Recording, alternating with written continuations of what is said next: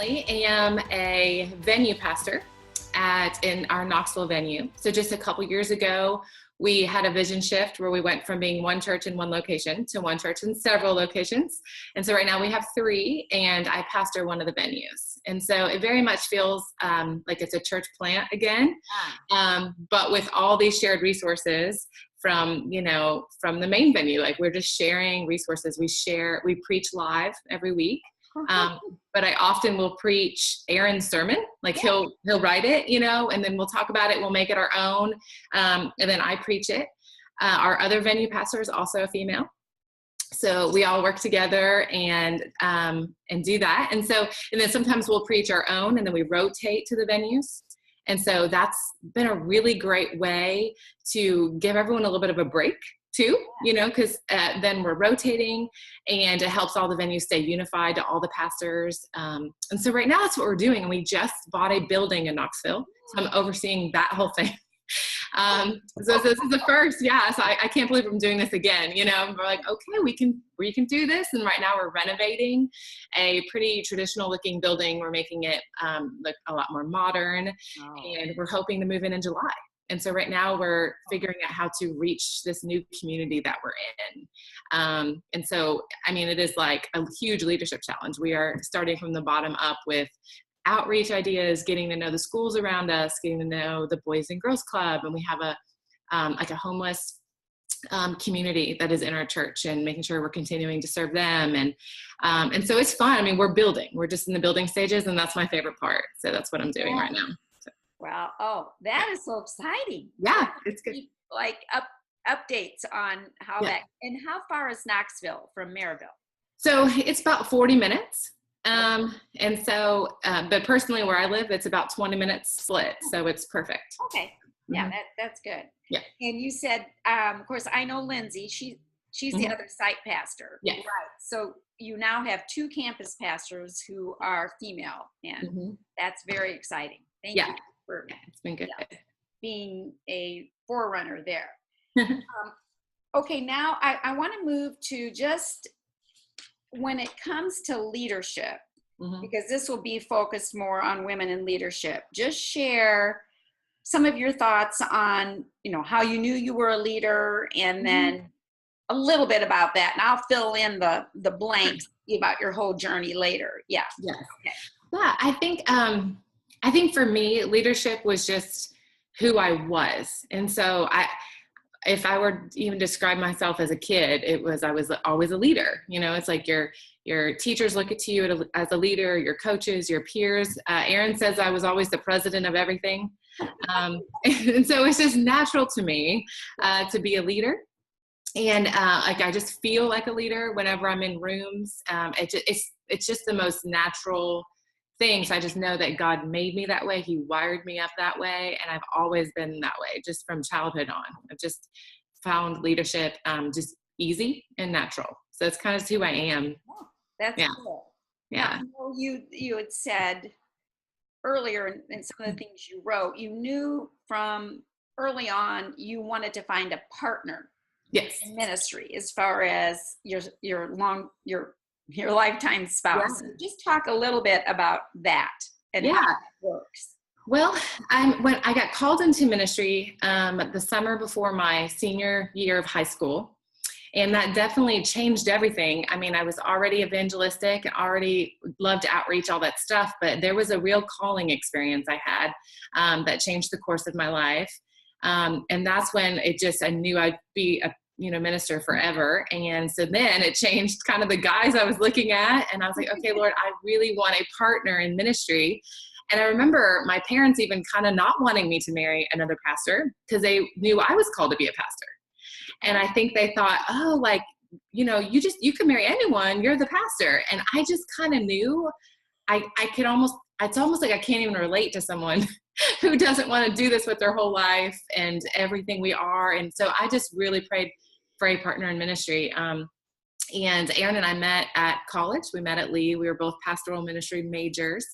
And he's the best partner. The absolute best. We do everything together. I think it takes a lot of humility for men to be like that. And so he's always been like that. He's always happy for me to just use my gifts. And if I ever do feel like I'm shrinking back, he won't let me, like he's just been my biggest encourager, and it's been really good. At the same time, I've been really happy for maybe him to be the senior pastor and for me to be the associate pastor. And I don't think that was a gender thing. I think it's more of he loves all the upfront stuff more than I do. I love the team building and the ministry building more than he does. And so it was a good mix, but we really do everything together, and we, obviously pastor together and make decisions together. So it's just different roles where we fit in. Yeah. But we've never really rubbed, it's never been a rub at all. It's just been, he's doing his thing, I'm doing my thing, we're doing it together. We love working together. So that's really just an awesome example and illustration of you both knowing, this is who I am. I am a leader, but I'm gifted here. And then Sharon saying, I'm a leader and I'm gifted here.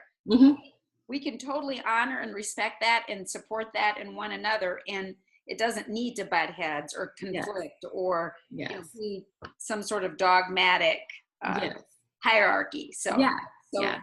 Yeah. And I don't feel any less of a pastor not being the senior pastor. But now I am a campus pastor. And I'm like, okay, well now I'm doing this. But I don't know if that's forever either. And then if I'm in a different role or overseeing these campuses, sites, or whatever we're doing, I don't, it's like, well, if I'm not preaching every week, I don't feel less of a pastor either. And so it's just been good. It's just being comfortable in your own skin, comfortable in what God has called you to do. And I think that's big. I've always said, I have always felt like a utility player. I love that. Yeah. I was like, ever since I played softball as a kid, I was like, you can just put me in wherever, I got it. And so I think when it comes to ministry, it's good not to feel like it has to look a certain way, but just to be ready to fill whatever is, the need is there. I want to fill it. And I think that's fun. And I like that things always change, and I like that things are different a lot. And so I think that's been good too. Well, to me too, you're a great example. You're really the epitome of the vineyard view of leadership, which has always been functional leadership. It's always been show me your puppies, and you just, reproduce the puppies, whether you were in kids ministry or youth ministry or associate ministry. Now you're campus leadership. So I love that. Thank you. Yeah, I think that's been good. I think that is actually a great lesson for many, both men and women, but women in particular, who they know they're called to senior leadership, but they have difficulty understanding that actually might start teaching the middle school. Yes. Or just leading a small group. So and I think it should start there. Yes. Who starts that, you have to prove yourself, like you said. And I just believe that. I believe it's kind of like the parable of the talents. When you're faithful with what God gives you, he'll give you more. I love that. I just feel like that's sort of been the story of my life. Like if you're just I started off as a volunteer and then an intern, and then, you just keep, and if you're just faithful, God will give you more. And I try to encourage a lot of people in that, because a lot of people just want to jump to what they think their life should look like, and it's like, well, just be faithful where you're at. So. Yes. Oh, that's great. Okay, now I love some of the things you had to say about some of the most significant challenges to you as a woman coming into leadership in the church. And you are in the South, and I don't know, you didn't address that, but you came from the South, you went to school in the South, and you live in the South. Yeah. Okay. Yeah. Well, it's funny. I'm from Florida, and so I don't consider myself from the South. That's true. So I think that's helped. My mom was Chicago, my dad was Baltimore. And so I think Florida is a whole different animal. So that helped. When I went to lead in the South, it was a cultural, but for me, it was more theological. So, I was in a Presbyterian youth group. I grew up Methodist, but then I know, I've been everywhere. That's another one of my high horses. But I've been, I was in a PCA youth group, and that's where my youth pastor became a role model, a mentor. I just wanted to be like him, and he was reaching my school. And so it was on a mission trip with him that I got called in ministry. And so I told him right away, I was so excited. I was like, oh, God just called me to be a pastor and all this stuff. And he just looked at me and immediately he said, oh, but you're a girl. And so it was like immediate opposition. I'm like, I just didn't even realize. I thought he'd be so excited. And so I just remember that night was so good for me because I'd never doubted God. I heard him so clearly, but it just opened my eyes to the world. And then I had to decide, am I going to go spend my senior year under this leadership? Or am I going to go somewhere else? And I felt like the Lord said, stay. This is the pastor and the church that's reaching your school. And so I stayed, and he partnered with me because I was the one doing it. So I was the president of Fellowship of Christian Athletes. I started preaching and teaching, and he would come, and he just didn't quite know what to do with me, but I was the one doing the work. And so we partnered all year, and he ended up hiring me on as an intern every summer. I would come home, and he would give me the whole middle school youth group. I mean, he wouldn't even go to camp. I would just take the kids to camp, 19 years old. And so he just continued to mentor me, even though theologically he didn't have a grid for me. And eventually he said I had changed his mind. But it's hard because when you're in that stream of, theology and thinking, you can't really vocalize that much. Well, when I was graduating college, that church asked for me to take his place because he was moving on. And I was like, but you don't agree with this. And so they changed the position. I did the exact same thing to youth pastor to youth director. And so, I mean, just early on, I just saw the craziness, the hurdles people were jumping for. I mean, no one ever has been opposed to my gifting. I feel like everyone's always affirmed it. I've always walked in it, but theologically, I felt like it just didn't fit. And so honestly, until, I don't know, I mean, until I'm at the Vineyard, for sure, my only theology for this was maybe I'm just an exception, like Deborah. I just didn't, I was like, I don't know, but I know this is what I'm supposed to do. And I feel disobedient if I'm not preaching and teaching and leading. And so I thought, well, maybe I'm just an exception. And so I was never on this women in leadership bandwagon because I thought maybe it's just me or just a couple of us. But then that's when I think even you are the one who got me started reading the book, The Slaves, Women, and Homosexuals. Yeah. That gave me the theological grid I needed to really understand biblically how this fit. And it helps me. I've always been frustrated that people can oppose this with one verse. We all know oh, here's this verse, here's this verse. But for you to explain women in leadership, you have to have lunch. It's well, let's explain it takes time, but I feel like I've got it down in 5 minutes or less now. But for me, it was just that theological, I needed the theological background. Because it was never a gifts thing. It was never, you're not doing this, you're not good at this. It was just I just don't know what to do with you. And I didn't know what to do with me either, except just keep doing it. But now I get a lot of the theology and I feel really equipped. But that was big because, you don't want to question. I'm obviously I'm only doing this for Jesus. So for anyone to imply that this would be against Jesus, it's just heartbreaking on every level. And so that was just hard. I was so grateful for the theological grid. That's such a great story again. And I think again the experience of so many women are I need the theology. It is more than a verse. And I think you made a comment in here too that I really liked. I loved it that Jesus was not giving you an out, but you said, I think so many people preaching so hard against women in leadership cause women to take the out. Anything else you want to say about that? Or I just think if we're honest, we know ministry's hard. And I mean, there are days I would love to have an out. So there are days where I thought, wow, man, if this isn't, biblically correct, I'd love to not do this. There's a lot easier things to do, a lot less stressful things to do.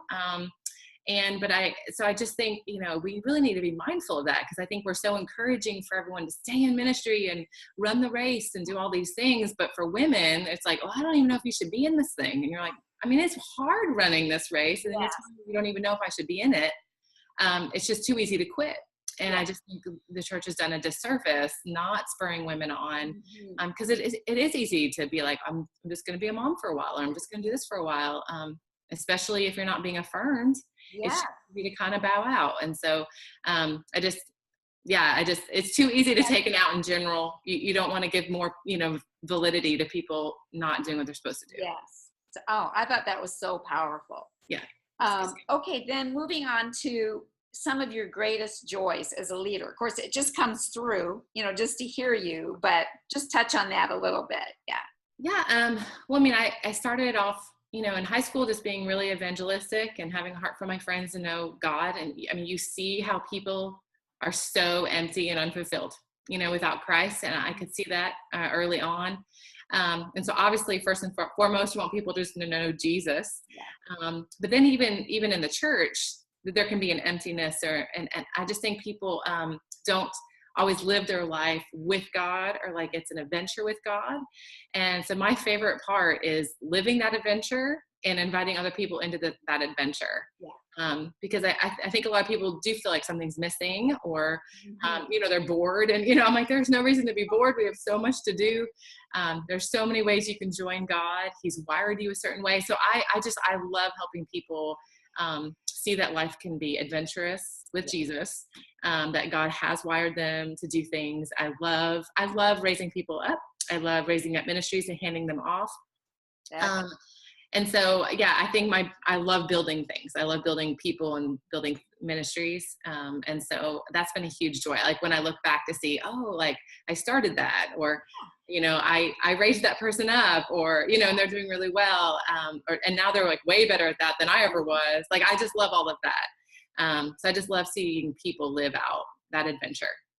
I love that emphasis, because again, I think stereotypically women can get lumped more in, we're always fixing the broken, we're always just nurturing the needy. And obviously that's a huge part of Jesus' ministry. Yeah. But when you frame it that I'm inviting people into an adventure with God, it's like, that's pretty attractive to the people who they know something's missing, but they're not necessarily waking up every day, totally depressed, or So I think, I think that's a very powerful message for this generation, the millennial generation, and the next generation coming up. So I think it's a big deal to not just be, there's so many people who are complacent. And that's just boring. I'm not bored. And I think so. And I just want to invite people into that. Like it's hard, and it's exhausting and all that kind of stuff. But I think everyone deep down is looking for that adventure. Yes. So I think it's fun. That's good. I love that. Yeah. Okay, let's see. Couple other things I really liked. You've touched on this a little bit, but how do you think we can best help other women in the vineyard embrace their gift of leadership? I think first of all, just doing it is huge. I didn't realize how much I needed a role model until I met you. And that was a big deal, because I had role models, but they were all men. And when I just saw someone else doing it, it was just very validating. It's like, okay, like I'm not alone. I'm not crazy. We can do that. Other people are, operating in those gifts. And so I didn't even really know how much I needed it until I saw it. And so I was like, okay, and that gave me more, just a little bit more of an awareness that I need to also help other women do this. Because sometimes you just, I don't know, it's like you can be so into, I think, especially early on when I thought, maybe I'm just an exception, and now I don't think so. Now I think men and women are supposed to do this together. Right. And so that was a big deal to be like, okay, I'm supposed to now make sure that we lead a church like that. We're active in the movement and model that. And our church absolutely is. I mean, we have just as many, males and females on staff. And so we just kind of live it. And I think it's a big deal to live by example. And I also think it's important to, I know your church is really good at this, but not be afraid of the other gender. Like, you want to be wise and that kind of thing. But I remember someone asking me, like, well, why did you have to get mentored by your youth pastor Why couldn't you have been mentored by his wife? And I was like, well, I wanted his job. That's what I wanted. I didn't want to learn how to be the youth pastor's wife. I wanted to learn how to be the youth pastor. And a lot of my friends were mentored by his wife. And I was very grateful that he mentored me. And he could have been too scared to do that or, or whatever. And I'm grateful that he wasn't and that he saw me and he mentored me. And so I think we need to continue to do that. Like, because Aaron and I are such strong leaders, I do take most of the women a lot and he takes most of the men a lot. But then it crosses all the time. If I'm leading right now, I'm leading all sorts of men, he leads women. And so we want to be wise, but we also just want to not overlook the opposite sex or be scared of the opposite sex or all that stuff. Yes, I love that. And again, wisdom has to prevail, but there's so much.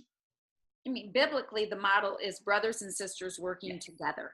Yes. And it is partnership. And, we need a different paradigm than, I think it's Jackie Reese in some of her things. She says, the romance and danger paradigm is not the one we embrace. It's healthy relationships with one another. And wisdom. So I think it's so good to know. We are making some progress there. Yes. There was a time when I first became the youth pastor, there was a different pastor came on board at that church too. And so it was just about a year where Aaron and I were just married. And this is my second year being the youth pastor. There's a new pastor coming in. It's very complicated, but he would only speak to Aaron, who wasn't even on staff. He would only take Aaron out to lunch. He acted like he was scared of me. And I was just like, I'm just being a youth pastor, doing my thing.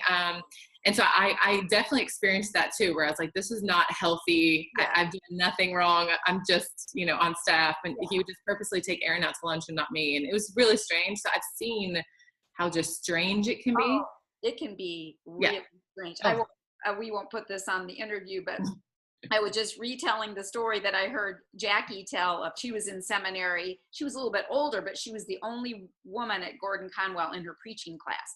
And they were all men. She needed a ride from the dorm to the seminary classroom, but it was in Boston, in very horrible neighborhood. And she did not want to navigate it by herself the first few times. There had been all kinds of criminal activity. So she walked into the breakfast area and she said, Bill, can you give me a ride to class today?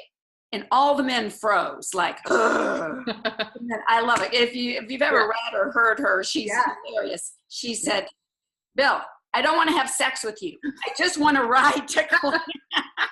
You almost have to say it like, this is crazy. Please give me some credit. I just want to ride to class. Yeah.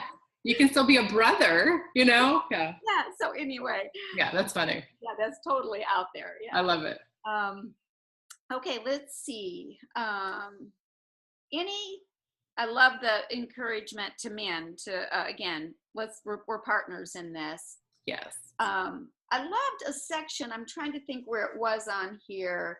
You talked about your identity isn't in the actual job that you're doing, but obviously just address that for a few minutes. I really liked that. Yeah. Yeah. I just think that sometimes we do a disservice when we feel like God said, I'm going to do this and this is what it looks like. And I just think our identity should not be in the exact thing that, we think we're called to, or the way we think ministry or leadership should look like. I think our identity should simply be, I am his. Yes. And that's my identity. Like, first and foremost, who are you? I'm like, I'm his. And because I'm his, he can use me in any way he wants to use me. And I think sometimes people cling to, a calling or a position. And I think sometimes women too, because we're so nervous that we're going to be overlooked. I have talked to a few, even campus pastors or senior pastors, or that the women's now having to deal more with the kids ministry, and they're just so nervous because of what that looks like, and I'm just like, well, we're called to humility. Yeah. And you're called to serve. And even if that looks bad, you just know that you're serving the Lord. And at the end of the day, it doesn't mean that now you're going to be in kids ministry the rest of your life. I mean, I was scared about that for a while. I'm like, I'm the kids pastor now. Oh, I didn't see that for myself, but the kids needed a pastor.